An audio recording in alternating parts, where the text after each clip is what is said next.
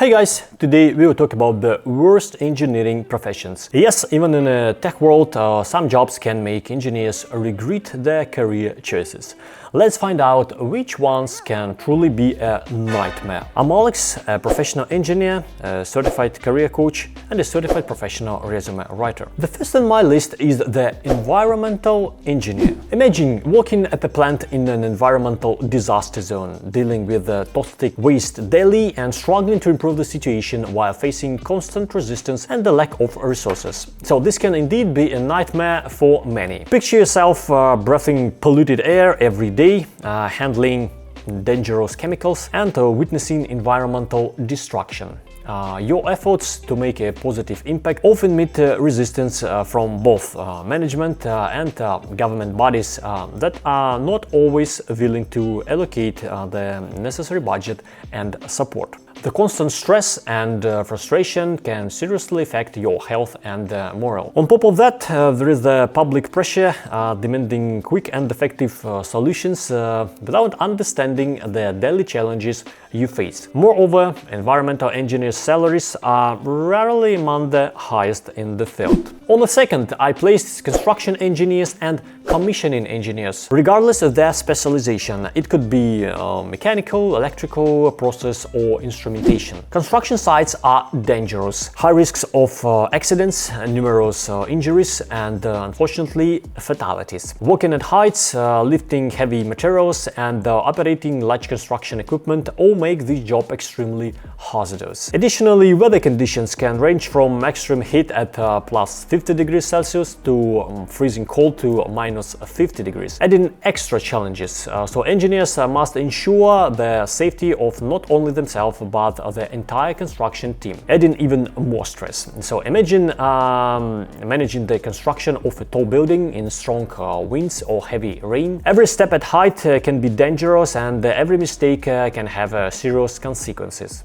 So engineers work in all conditions: summer heat that melts asphalts, and winter cold that covers metal structures in ice. Now let's add the commissioning engineer into this mix.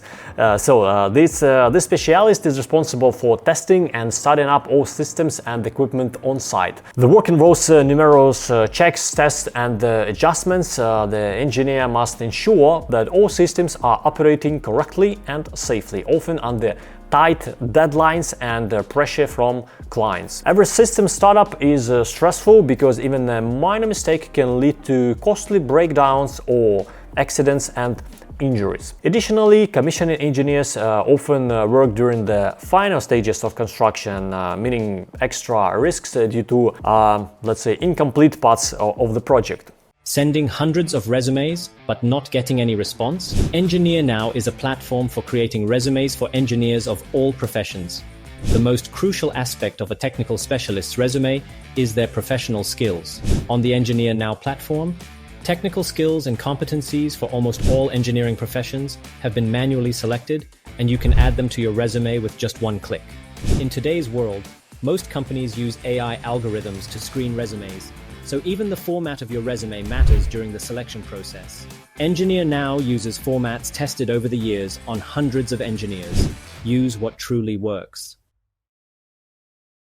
The third place, engineers working on ships and submarines. This job is also full of risks and discomforts. First, spending long periods at sea means you are far from the family and friends. So this can last for months, as sailors often work rotations 2 months on, 2 months off, or even 3 months on, 3 months off, impacting mental and emotional well-being. The constant isolation and prolonged time at sea can lead to depression and other psychological issues, right? So imagine living and working in confined spaces where every movement is restricted. The lack of opportunities for a walk or to see something new can weigh heavily on morale, and so actually not everyone can handle this pressure. Secondly, working on a ship or submarine require high qualifications and responsibility. Any breakdown or technical malfunctions can have serious consequences, even threatening the lives of the crew. Engineers must be prepared for emergencies at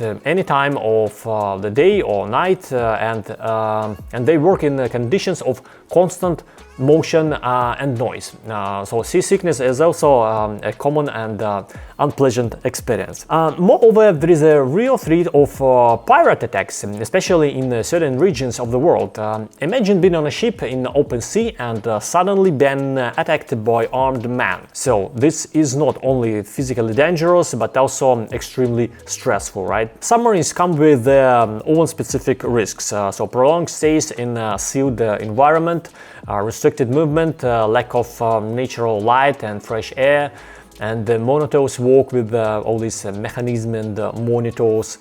Living and working underwater means adapting to constant pressure and danger, requiring incredible resilience and professionalism from engineers.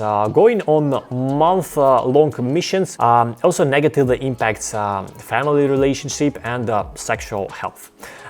So, by the way, it's said that submarine crew members receive 50 grams of dry red wine daily to stimulate metabolic processes, but smoking is prohibited on submarines. The fourth place, engineers in military facilities and the defense industry. So this job can be associated with high life risks, right? So working under strict secrecy and constant stress. Engineers at such facilities often work on the most complex projects that can directly impact national security. The constant threat of attack or emergency situations demands a maximum focus and professionalism from engineers.